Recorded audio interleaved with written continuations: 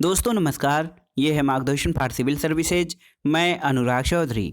दोस्तों मार्गदर्शन एनसीईआरटी श्रृंखला में आज की वीडियो में आप पढ़ेंगे 11वीं कक्षा के भूगोल भारत भौतिक पर्यावरण का अध्याय 5 प्राकृतिक वनस्पति। इस अध्याय में आप पढ़ेंगे वनों के प्रमुख प्रकार कौन कौन से हैं, भारत में वनावरण किस प्रकार का है, भारत में वन्य प्राणी संरक्षण और इसके लिए किए गए उपाय, जीवमंडल निचय या बायोस्फीयर रिजर्व के बारे में। तो आइए शुरू करते हैं 11वीं कक्षा के भूगोल का अध्याय 5 प्राकृतिक वनस्पति। दोस्तों क्या आप कभी पिकनिक के लिए जंगल गए हैं? क्या आप शहर में रहते हैं तो अवश्य ही पार्क गए होंगे, और अगर गांव में रहते हैं तो आम, अमरूद या नारियल के बगीचे में गए होंगे। आप प्राकृतिक और मानव रोपित वनस्पति में कैसे अंतर करते हैं? जो पौधा जंगल में प्राकृतिक परिस्थितियों में फलता फूलता है, वही पेड़ आपके बगीचे में मानव देखरेख में उगाया जा सकता है। प्राकृतिक वनस्पति क्या है? तो देखिए, प्राकृतिक वनस्पति से अभिप्राय उसी पौधा समुदाय से है जो लंबे समय तक बिना किसी बाहरी हस्तक्षेप के उगता है और इसकी विभिन्न प्रजातियां वहां पाई जाने वाली मिट्टी और जलवायु परिस्थितियों में यथासंभव स्वयं को ढाल लेती हैं। दोस्तों भारत में विभिन्न प्रकार की प्राकृतिक वनस्पति पाई जाती है। हिमालय पर्वतों पर शीतोष्णकटिबंधीय वनस्पति उगती है। पश्चिमी घाट और अंडमान और निकोबार द्वीप समूह में उष्णकटिबंधीय वर्षा वन पाए जाते हैं। डेल्टा क्षेत्रों में उष्णकटिबंधीय वन और मैंग्रोव तथा राजस्थान के मरुस्थलीय और अर्ध मरुस्थलीय क्षेत्रों में विभिन्न प्रकार की झाड़ियाँ, कैक्टस और कांटेदार वनस्पति पाई जाती है। मिट्टी और जलवायु में विभिन्नता के कारण भारत में वनस्पति की क्षेत्रीय विभिन्नताएं पाई जाती हैं, और आप जानते हैं किसी भी क्षेत्र में पाई जाने वाली वनस्पति उस क्षेत्र की प्राकृतिक अवस्थाओं जैसे ताप, वर्षा, आर्द्रता इत्यादि को व्यक्त करती है। दोस्तों प्रमुख वनस्पति के प्रकार और जलवायु परिस्थिति के आधार पर भारत के वनों को जिन प्रकारों में बांटा जा सकता है उनको आइए देख लेते हैं। सबसे पहले हम वनों के प्रकार में उष्णकटिबंधीय सदाबहार एवं अर्ध सदाबहार वन के बारे में जानेंगे। इसके अलावा दूसरा प्रमुख प्रकार है उष्णकटिबंधीय पर्णपाती वन, तीसरा है उष्णकटिबंधीय कांटेदार वन, चौथा पर्वतीय वन और पांचवा है वेलांचली या अनूप वन। तो सबसे पहले उष्णकटिबंधीय सदाबहार एवं अर्ध सदाबहार वन के बारे में जानते हैं। दोस्तों जो उष्णकटिबंधीय सदाबहार और अर्ध सदाबहार वन हैं, ये वन पश्चिमी घाट की पश्चिमी ढाल पर उत्तर पूर्वी क्षेत्र की पहाड़ियों और अंडमान निकोबार द्वीप समूह में पाए जाते हैं, और ये उन उष्ण और आर्द्र प्रदेशों में पाए जाते हैं जहां वर्षा 200 सेंटीमीटर से अधिक होती है। यानी उष्णकटिबंधीय सदाबहार या वर्षा वन उन क्षेत्रों में पाए जाते हैं जहां पर वार्षिक वर्षा की मात्रा 200 सेंटीमीटर से अधिक होती है और औसत वार्षिक तापमान 22 डिग्री सेल्सियस से अधिक होता है। दोस्तों उष्णकटिबंधीय वन सघन और परतों वाले होते हैं जहां भूमि के नज़दीक झाड़ियां और बेलें होती हैं। इनके ऊपर छोटे कद वाले पेड़ और सबसे ऊपर लंबे पेड़ होते हैं। इन वनों में वृक्षों की ऊंचाई या लंबाई 60 मीटर या उससे अधिक हो सकती है। क्योंकि इन पेड़ों के पत्ते झड़ने, फूल आने और फल लगने का समय अलग अलग है, इसलिए जो उष्णकटिबंधीय सदाबहार वन हैं ये वर्ष भर हरे भरे दिखाई देते हैं। इनमें यानी उष्णकटिबंधीय वनस्पतियों में मुख्य रूप से रोजवुड, महोगनी, एनी और एबोनी आदि आती हैं। अब आइए देखते हैं दोस्तों यहाँ पर भारत की प्राकृतिक वनस्पति का जो विस्तार है वो किस प्रकार का है। तो इस मानचित्र में आप वेलांचली या अनूप वन देख सकते हैं। वेलांचली या अनूप वन दोस्तों यहाँ पर देख सकते हैं आप समुद्र तटीय क्षेत्रों में, यहाँ पर पश्चिम बंगाल में, उड़ीसा के कुछ क्षेत्रों में और यहाँ पर आंध्र प्रदेश में दोस्तों, और आप देख सकते हैं गुजरात तट के आसपास ये जो वेलांचली अनूप वन पाए जाते हैं। पर्वतीय वन उच्च अक्षांशीय क्षेत्रों में जम्मू कश्मीर, लद्दाख में और पूर्वोत्तर के जो है सिक्किम और अरुणाचल प्रदेश में पाए जाते हैं। उष्णकटिबंधीय कांटेदार वन तो आप जानते हैं ये राजस्थान के शुष्क और अर्धशुष्क इलाकों में पाए जाते हैं। उष्णकटिबंधीय पर्णपाती वनों का जो विस्तार है दोस्तों, ये बहुत बड़े हिस्से पर है। देखिए ये सारा उष्णकटिबंधीय पर्णपाती वनों का विस्तार है। और उष्णकटिबंधीय सदाबहार और अर्ध सदाबहार वन, ये देखिए पश्चिमी घाट के किनारे, पूर्वी घाट और पूर्वोत्तर भागों में पाए जाते हैं, जहां वर्षा 200 सेंटीमीटर से अधिक और तापमान 22 डिग्री सेल्सियस से अधिक या आसपास होता है। दोस्तों सदाबहार वन के बाद एक अर्ध सदाबहार वन है। अर्ध सदाबहार वन भी इन्हीं क्षेत्रों में अपेक्षाकृत कम वर्षा वाले भागों में पाए जाते हैं।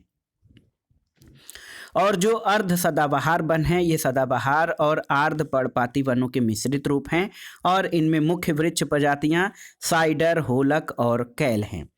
दोस्तों अंग्रेज जब थे तो ये भारत में वनों की आर्थिक महत्ता को समझते थे और इसलिए उन्होंने इसका बड़े पैमाने पर दोहन करना शुरू किया। इससे वनों की संरचना भी बदलती चली गई। गढ़वाल और कुमायूं में पाए जाने वाले ओक के स्थान पर चीड़ के पेड़ उगाए गए, जो रेल पटरी बिछाने के लिए जरूरी थे। इसके अलावा चाय, काफ़ी और रबर के बागान लगाने के लिए भी वनों को साफ किया गया। लकड़ी उष्मा रोधक होती है, इसलिए अंग्रेजों ने इसका प्रयोग इमारत निर्माण में भरपूर मात्रा में किया और इस तरह से संरक्षण को भूलकर वनों का व्यापारिक इस्तेमाल शुरू हुआ। अब वनों के दूसरे प्रकार उष्णकटिबंधीय पर्णपाती वन के बारे में जानते हैं। पर्णपाती वन यानी पत्ता गिराने वाले वन। तो ये जो उष्णकटिबंध में पत्ते गिराने वाले वन या जिनमें पतझड़ आता है, उन वनों को कहा जाता है। भारतवर्ष में ये वन बहुतायत मात्रा में पाए जाते हैं। इन्हें मानसूनी वन भी कहा जाता है। और ये वन उन क्षेत्रों में पाए जाते हैं जहाँ वार्षिक वर्षा 70 से 200 सेंटीमीटर होती है। और जल उपलब्धता के आधार पर इन वनों को आर्द्र और शुष्क पर्णपाती वनों में विभाजित किया जाता है। दोस्तों आर्द्र जो उष्णकटिबंधीय पर्णपाती वन है, इसमें हुर्रा, महुआ, आंवला, सेमल, कुसुम और चंदन आदि प्रजातियों के वृक्ष यहाँ पर पाए जाते हैं। देखिए शुष्क पर्णपाती वन, दोस्तों आर्द्र पर्णपाती वन जो होते हैं ये उन क्षेत्रों में पाए जाते हैं जहां वर्षा 100 से 200 सेंटीमीटर होती है। और ये वन उत्तरी पूर्वी राज्यों और हिमालय के गिरिपद में, पश्चिमी घाट के पूर्वी ढालों और उड़ीसा में उगते हैं। सागवान, साल, शीशम, इसके अलावा हुर्रा, महुआ, आंवला, सेमल इन वनों में पाए जाते हैं। दूसरा, आर्द्र पर्णपाती वनों के अलावा शुष्क पर्णपाती वन देश के उन विस्तृत भागों में मिलते हैं जहां पर वर्षा 70 से 100 सेंटीमीटर होती है। आर्द्र क्षेत्र की ओर ये वन आर्द्र पर्णपाती और शुष्क क्षेत्रों की ओर कांटेदार वनों में मिल जाते हैं। और ये वन प्रायद्वीप में अधिक वर्षा वाले भागों और उत्तर प्रदेश, बिहार के मैदानी भागों में पाए जाते हैं।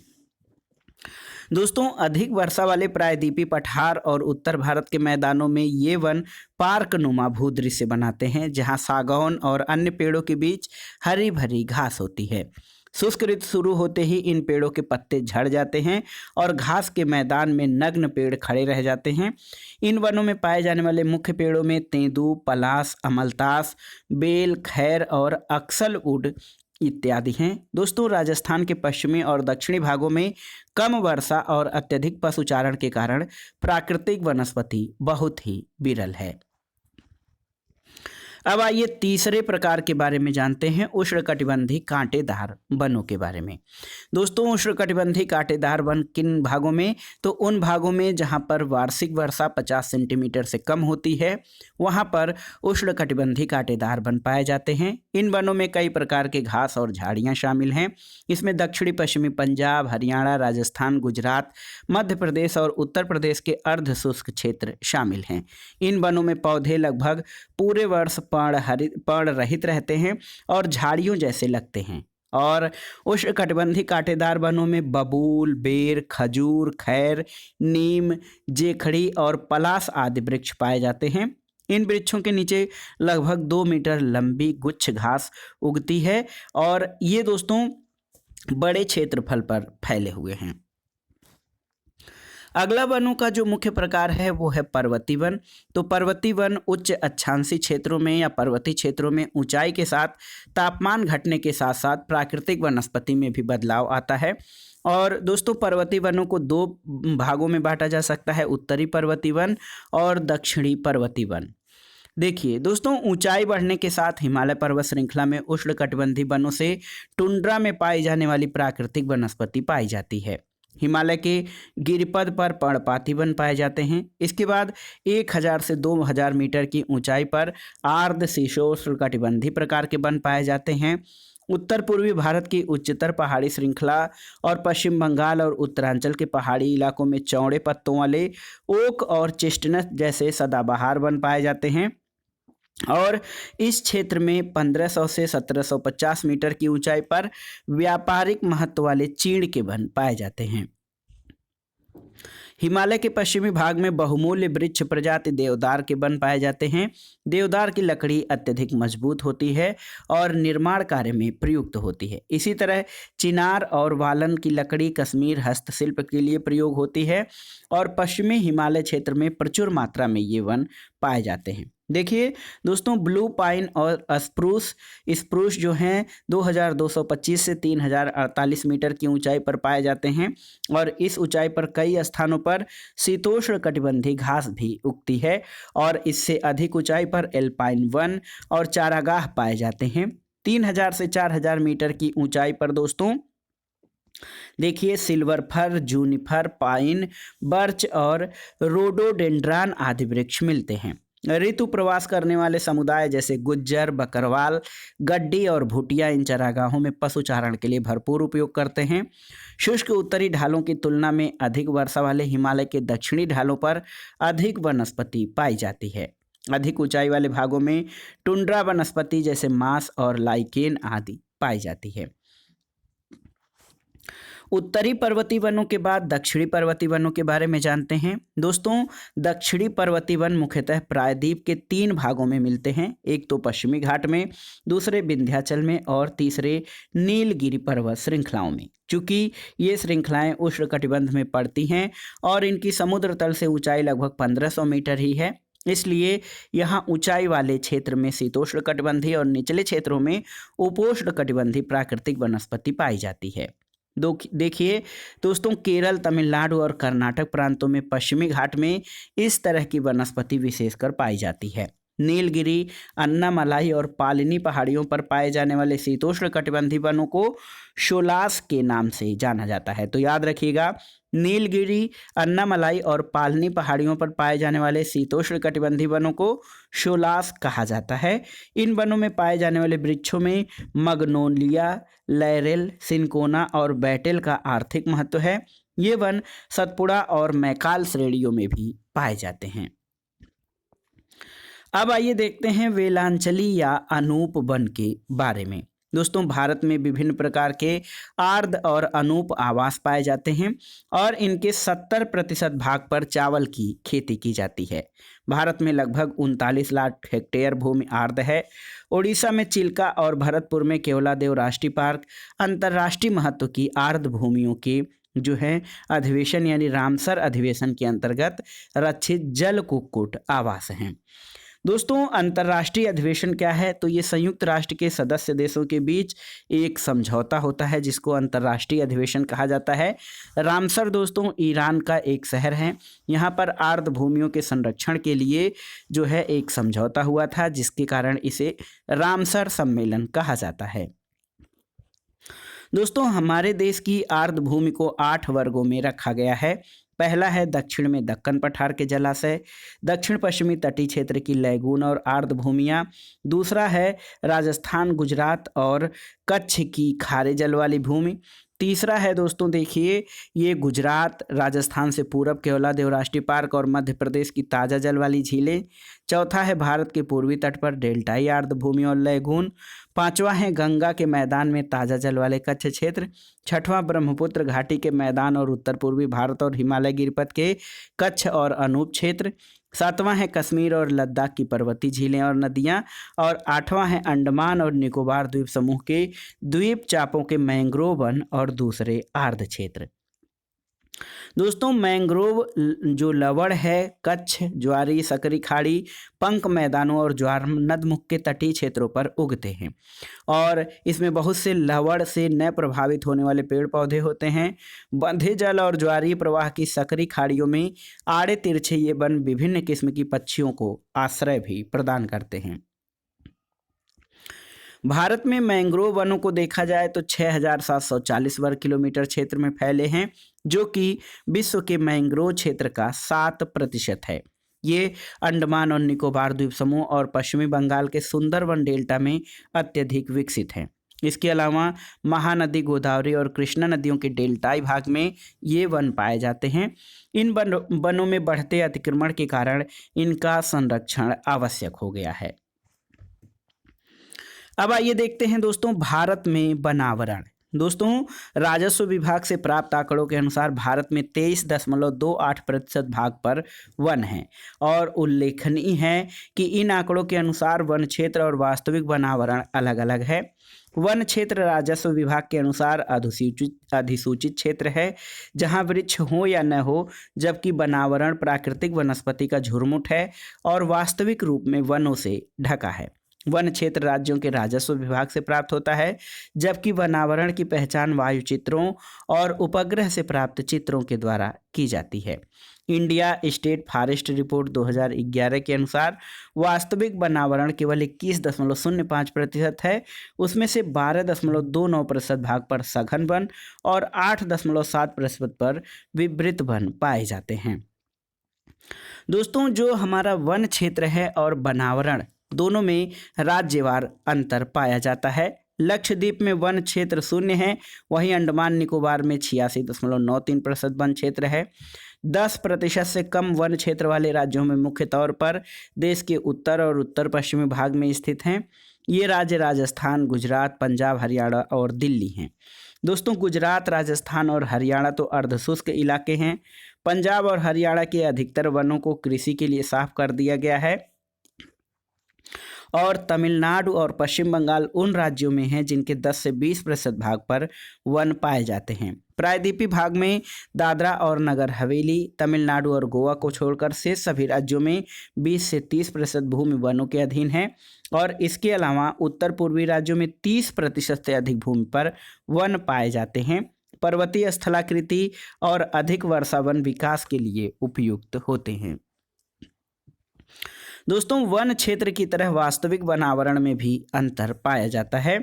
जम्मू और कश्मीर में 9.5% से अंडमान निकोबार में 84.01% तक है। भारत में वनों की वितरण तालिका जो है उससे स्पष्ट है कि 15 राज्यों में कुल भूमि के 33% भाग से अधिक भाग पर वन है, जो कि पारिस्थितिकी संतुलन बनाए रखने के लिए आधारभूत आवश्यकता है। वास्तविक वनावरण के अधीन क्षेत्र के आधार पर राज्यों को 4 प्रदेशों में विभाजित किया जा सकता है, जैसे ये अधिक वन संकेंद्रण वाले प्रदेश, मध्यम वन संकेंद्रण वाले, कम वन संकेंद्रण वाले प्रदेश और अति कम वन संकेंद्रण वाले प्रदेश में ये सभी आते हैं। अब आइए देखते हैं दोस्तों वन और जीवन। आप जानते हैं कि असंख्य वन जनजाति लोगों के लिए वन एक आवास, रोजी रोटी और अस्तित्व हैं। ये उन्हें भोजन, फल, खाने लायक वनस्पति, शहद, पौष्टिक जड़ें और शिकार के लिए वन्य जानवर प्रदान करते हैं। इसके अलावा वनों से घर बनाने का सामान और कलाकारी की वस्तुएं मिलती हैं। जनजाति समुदायों के लिए वनों की महत्ता सभी जानते हैं क्योंकि उनके जीवन और आर्थिक क्रियाओं के वन आधार होते हैं। माना जाता है कि भारत के 593 जिलों में से 188 जनजाति जिले हैं और ये जनजाति जिले भारत के कुल भौगोलिक क्षेत्र का 33.63% है, परंतु देश का 59.61% वनावरण इन्हीं जिलों में पाया जाता है। और इससे आप ये अनुमान लगा सकते हैं कि जनजाति जिले वन संपदा के धनी हैं। वनों और जनजाति समुदायों में घनिष्ठ संबंध है और इनमें से एक का विकास दूसरे के बिना असंभव है। दोस्तों, वनों के विषय में इसके प्राचीन व्यवहारिक ज्ञान को वन विकास में प्रयोग किया जा सकता है। जनजातियों को वनों से गौण उत्पाद संग्रह करने वाले ने समझकर उन्हें वन संरक्षण में भागीदार बनाया जाना चाहिए। आइए देखते हैं वन संरक्षण यानी फॉरेस्ट कंजर्वेशन पर। दोस्तों, वनों का जीवन और पर्यावरण के साथ जटिल संबंध है। वन प्रत्यक्ष और अप्रत्यक्ष रूप से हमें बहुत अधिक आर्थिक और सामाजिक लाभ पहुंचाते हैं। इसलिए वनों के संरक्षण की मानवीय विकास में महत्वपूर्ण भूमिका है। फलस्वरूप भारत सरकार ने पूरे देश के लिए वन संरक्षण नीति 1952 लागू की थी, जिसको 1988 में संशोधित किया गया। और इस नई वन नीति के अनुसार सरकार जो है वो सतत पोषणीय वन प्रबंध पर बल देगी, जिससे एक और वन संसाधनों का संरक्षण और विकास हो और दूसरी तरफ स्थानीय लोगों की आवश्यकताओं को भी पूरा किया जाए। दोस्तों, जो 1988 की वन नीति हमारी घोषित की गई, उसके उद्देश्य हैं देश के 1/3 यानी 33% भाग पर वन लगाना, जो वर्तमान में राष्ट्रीय स्तर से 6% अधिक है। दोस्तों, पर्यावरण संतुलन बनाए रखना और पारिस्थितिकी असंतुलन में वन लगाना, देश की प्राकृतिक धरोहर, जैव विविधता तथा आनुवांशिक पूल का संरक्षण, मृदा अपरदन और मरुस्थलीकरण रोकना और बाढ़ और सूखा नियंत्रण, निम्नीकृत भूमि पर सामाजिक वानिकी और वनारोपण द्वारा वनावरण का विस्तार और वनों की उत्पादकता बढ़ाकर वनों पर जो निर्भर ग्रामीण जनजातियों को इमारती लकड़ी, ईंधन, चारा और भोजन उपलब्ध करवाना। इसके अलावा पेड़ लगाने को बढ़ावा देने के लिए पेड़ों की कटाई रोकने के लिए जन आंदोलन चलाना, जिसमें महिलाएं भी शामिल हों ताकि वनों पर दबाव कम हो। दोस्तों, वन संरक्षण नीति के अंतर्गत कुछ कदम उठाए गए हैं। उसमें पहला महत्वपूर्ण है सामाजिक वानिकी यानी सोशल फॉरेस्ट्री। सामाजिक वानिकी किसे कहते हैं? दोस्तों, सामाजिक वानिकी का अर्थ है पर्यावरणीय, सामाजिक और ग्रामीण विकास में मदद के उद्देश्य से वनों का प्रबंध और सुरक्षा तथा ऊसर भूमि पर वनारोपण। देखिए, राष्ट्रीय कृषि आयोग 1976 से 1979 ने सामाजिक वानिकी को 3 वर्गों में बांटा है: शहरी वानिकी, ग्रामीण वानिकी और फार्म वानिकी। शहरी और उनके इर्द गिर्द निजी और सार्वजनिक भूमि जैसे हरित पट्टी, पार्क, सड़कों के साथ जगह, औद्योगिक और व्यापारिक स्थलों पर वृक्ष लगाना और उनका प्रबंध शहरी वानिकी के अंतर्गत आता है। ग्रामीण वानिकी में कृषि वानिकी और समुदाय कृषि को बढ़ावा दिया जाता है। और जो कृषि वानिकी, जिसको एग्रो फॉरेस्ट्री कहा जाता है, इसका अर्थ है कि कृषि योग्य तथा बंजर भूमि पर पेड़ और फसलें एक साथ लगाना। और इसका मतलब वन और खेती एक साथ करना, जिससे खाद्यान्न, चारा, ईंधन, इमारती लकड़ी और फलों का उत्पादन एक साथ किया जा सके। देखिए, समुदाय वानिकी जो होती है, इसमें सार्वजनिक भूमि जैसे चारागाह, मंदिर, भूमि सड़क के दोनों ओर, नहर किनारे, रेल पटरी के साथ विद्यालयों में पेड़ लगाना शामिल है। इसका उद्देश्य पूरे समुदाय को लाभ पहुंचाना है और इस योजना का एक उद्देश्य भूमि विहीन लोगों को वानिकीकरण से जोड़ना और उन्हें वे लाभ पहुंचाना जो केवल भूस्वामियों को ही प्राप्त होते हैं। कृषि वानिकी के अलावा एक फार्म वानिकी है। दोस्तों, फार्म वानिकी के अंतर्गत किसान अपने खेतों में व्यापारिक महत्व वाले या दूसरे पेड़ लगाते हैं। वन विभाग इसके लिए छोटे और मध्यम किसानों को निःशुल्क पौधे उपलब्ध करवाता है और इस योजना के तहत कई तरह की भूमि जैसे खेतों की मेड़, चरागाह, घास स्थल, घर के पास पड़ी खाली जमीन और पशुओं के बाड़ों में भी पेड़ लगाए जाते हैं। अब आइए देखते हैं दोस्तों, वानिकी के बाद वन्य प्राणी। आपने चिड़ियाघर में पिंजरों में जंतु और पक्षी दोनों देखे होंगे। भारत में वन्य प्राणी की एक महान प्राकृतिक धरोहर है। दोस्तों, ये अनुमान लगाया गया है कि दुनिया के ज्ञात पौधों और प्राणियों के किस्मों में 4 से 5% किस्में भारत में पाई जाती हैं। हमारे देश में इतने बड़े पैमाने पर जैव विविधता पाए जाने का कारण यहाँ पर पाए जाने वाले विभिन्न प्रकार के इकोसिस्टम हैं और इन पारिस्थितिकी तंत्रों को हमने युगों से संरक्षित भी रखा है। समय के साथ साथ पारिस्थितिकी तंत्रों के आवास मानव क्रियाओं द्वारा प्रभावित हुए हैं और परिणाम स्वरूप जैव प्रजातियों की संख्या काफ़ी कम हो गई है। कुछ जैव प्रजातियां तो लुप्त होने के कगार पर हैं। आइए देखते हैं वन्य प्राणियों की संख्या कम होने के मुख्य कारण क्या क्या हैं। पहला कारण तो ये है कि औद्योगिक और तकनीकी विकास के कारण वनों के दोहन की गति तेज हुई है।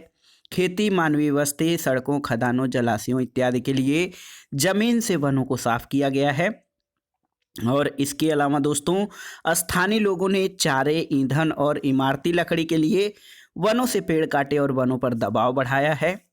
इसके अलावा पालतू पशुओं के लिए नए चारागाहों की खोज में मानव ने वन्य जीवों और उनके आवासों को नष्ट किया है।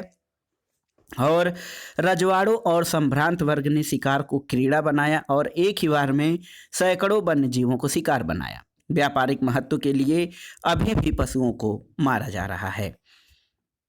इसके अलावा दोस्तों, जंगलों में आग लगने से भी वन और वन्य प्राणियों की प्रजातियां नष्ट हुई हैं। ये महसूस किया जा रहा है कि राष्ट्रीय और विश्व प्राकृतिक धरोहर को बचाने और पारिस्थितिकी पर्यटन यानी इको टूरिज्म को बढ़ावा देने के लिए वन्य प्राणियों का संरक्षण बहुत ही महत्वपूर्ण है।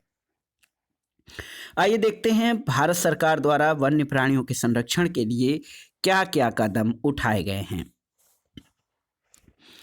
भारत में वन्य प्राणियों के बचाव की परिपाटी बहुत पुरानी है। पंचतंत्र और जंगल बुक इत्यादि की कहानियां हमारे वन्य प्राणियों के प्रति प्रेम का उदाहरण प्रस्तुत करती हैं। दोस्तों, वन्य प्राणी अधिनियम 1972 में पास हुआ था, जो वन्य प्राणियों के संरक्षण और रक्षण की कानूनी रूपरेखा तैयार करता है।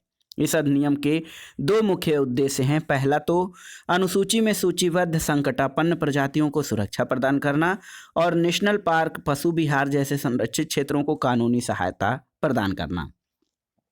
इस अधिनियम को 1991 में पूर्णतया संशोधित कर दिया गया, जिसके तहत कठोर सजा का प्रावधान भी इसमें किया गया है और कुछ पौधों की प्रजातियों को बचाने और संकटापन्न प्रजातियों के संरक्षण का प्रावधान है। दोस्तों, देश में 103 नेशनल पार्क और 535 वन्य प्राणी अभ्यारण्य हैं और वन्य प्राणी संरक्षण का दायरा काफ़ी बड़ा है और इसमें मानव कल्याण की असीम संभावनाएं हैं।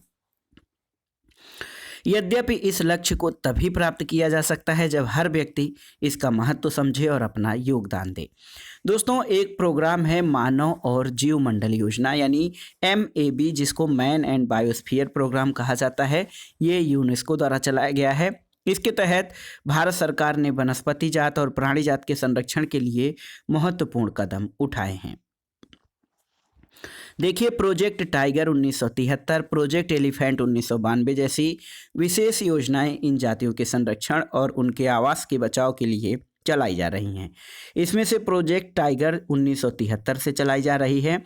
इसका मुख्य उद्देश्य भारत में टाइगर यानी बाघों की जनसंख्या का स्तर बनाए रखना है, जिससे वैज्ञानिक, सौंदर्यात्मक, सांस्कृतिक और पारिस्थितिक मूल्य बनाए रखे जा सके। इसका एक महत्वपूर्ण परिणाम ये होगा कि प्राकृतिक धरोहर को भी इससे संरक्षण मिलेगा, जिसको लोगों को शिक्षा और मनोरंजन के रूप में फायदा होगा। शुरू में ये योजना यानी टाइगर प्रोजेक्ट 9 टाइगर रिजर्व में शुरू की गई थी और ये 16,339 वर्ग किलोमीटर पर फैली थी।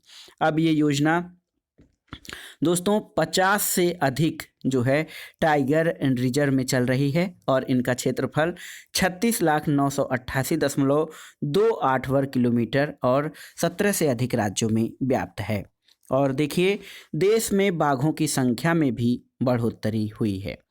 दोस्तों, टाइगर प्रोजेक्ट योजना मुख्य रूप से बाघ केंद्रित है, फिर भी पारिस्थितिकी तंत्र की स्थिरता पर जोर दिया जाता है और बाघों की संख्या का स्तर तभी ऊंचा रह सकता है जब पारिस्थितिकी तंत्र के विभिन्न पोषण स्तर और इसकी भोजन कड़ी यानी फूड चेन को भी सुरक्षित या संरक्षित किया जाए।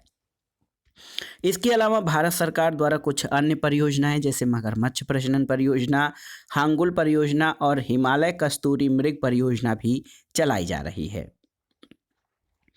अब आइए देखते हैं दोस्तों जीवमंडल निचय या बायोस्फीयर रिजर्व के बारे में। दोस्तों, जीवमंडल निचय या आरक्षित क्षेत्र विशेष प्रकार के भौमिक और तटीय पारिस्थितिकी तंत्र हैं, जिनको यूनेस्को के मानव और जीवमंडल प्रोग्राम के अंतर्गत मान्यता प्राप्त है।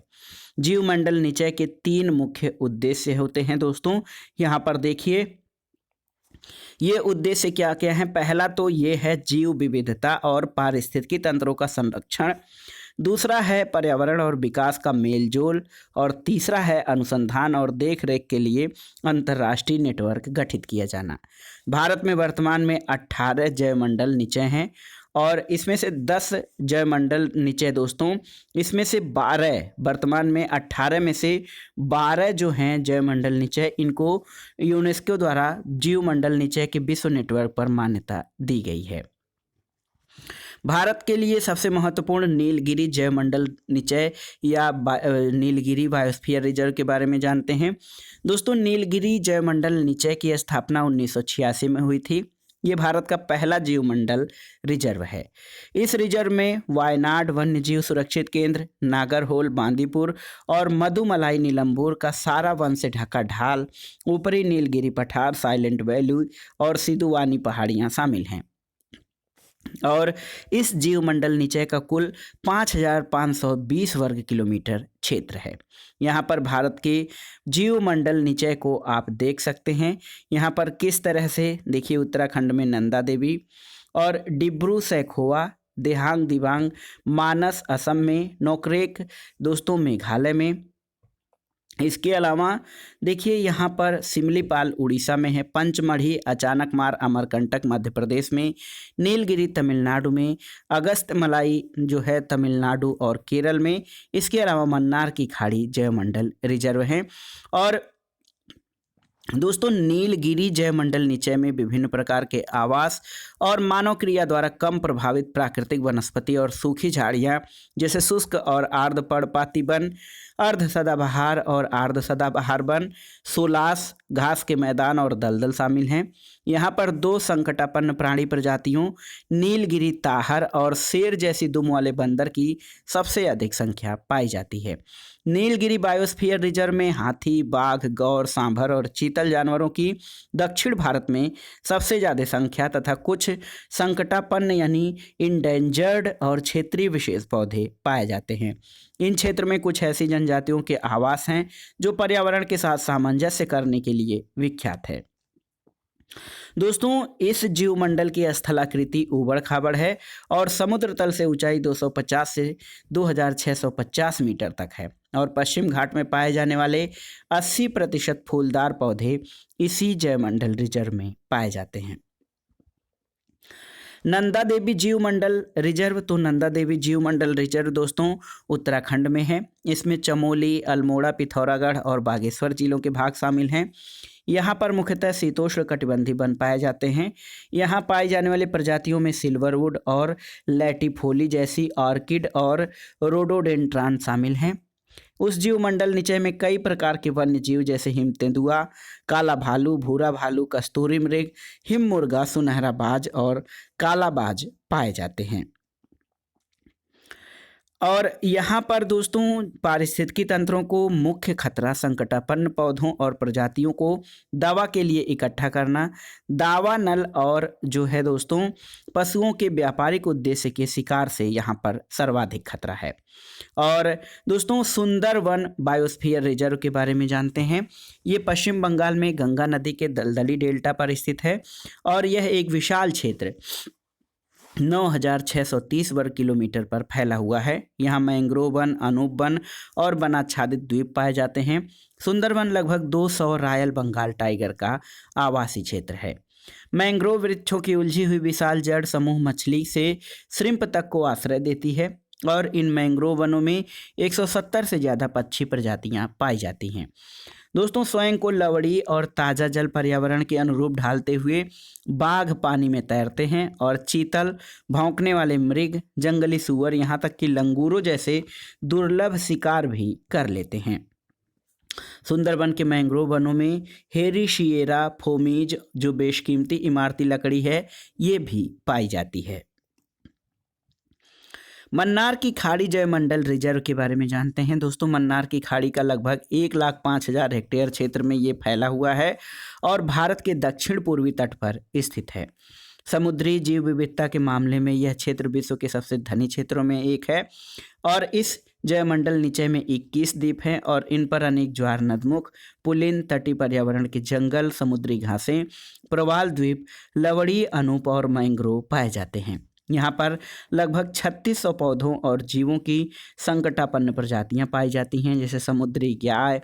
इसके अतिरिक्त भारतीय प्रायद्वीप क्षेत्रीय विशेष की 6 मैंग्रोव प्रजातियाँ भी संकटापन्न हैं। तो ये था कुछ जैवमंडल रिजर्व के बारे में विशेष जानकारी। अब आइए भारत के जो 18 जैवमंडल रिजर्व हैं उनके बारे में जान लेते हैं कि उनकी स्थापना कब हुई थी और दोस्तों उनकी स्थिति कहाँ है। देखिए नीलगिरी जैवमंडल रिजर्व ये 5,520 वर्ग किलोमीटर में है। 1986 में इसकी स्थापना हुई थी। ये तमिलनाडु, केरल और कर्नाटक राज्यों में विस्तृत है। नंदा देवी दोस्तों 1988 में यह स्थापित हुआ था और उत्तराखंड के चमोली, पिथौरागढ़ और अल्मोड़ा जिलों में है। नोक्रेक दोस्तों ये गारो पहाड़ियों में मेघालय में स्थित है। मानस ये दोस्तों असम में स्थित है। सुंदरवन जो है ये 1989 में ये नामित हुआ था और गंगा ब्रह्मपुत्र नदी तंत्र का डेल्टा इसका हिस्सा है, ये पश्चिम बंगाल में है। मन्नार की खाड़ी दोस्तों 1989 में ये जयमंडल रिजर्व बना और तमिलनाडु के उत्तर में और कन्याकुमारी तक इसका विस्तृत मन्नार की खाड़ी का भारतीय भाग इसमें शामिल है। ग्रेट निकोबार जयमंडल रिजर्व ये 1989 में अंडमान निकोबार के सुदूर दक्षिणी द्वीप अंडमान निकोबार द्वीप समूह इसमें स्थित हैं। सिमलीपाल दोस्तों 1994 में जयमंडल रिजर्व बना और उड़ीसा के मयूरभंज जिले में स्थित है। डिब्रू सैखोवा दोस्तों डिब्रू सैखोवा या डिब्रू सैखोवा 1997 में और इसमें डिब्रू और तिनसुकिया जिले असम शामिल हैं। देहांग दिबांग 1998 में ये अरुणाचल प्रदेश में स्थित है। पंचमढ़ी 1999 में ये मध्य प्रदेश में स्थित है। कंचनजंगा जयमंडल रिजर्व उत्तर और पश्चिमी सिक्किम के भाग इसमें शामिल हैं। अगस्तमलाई बायोस्फीयर रिजर्व दोस्तों 2001 में ये जयमंडल रिजर्व बना।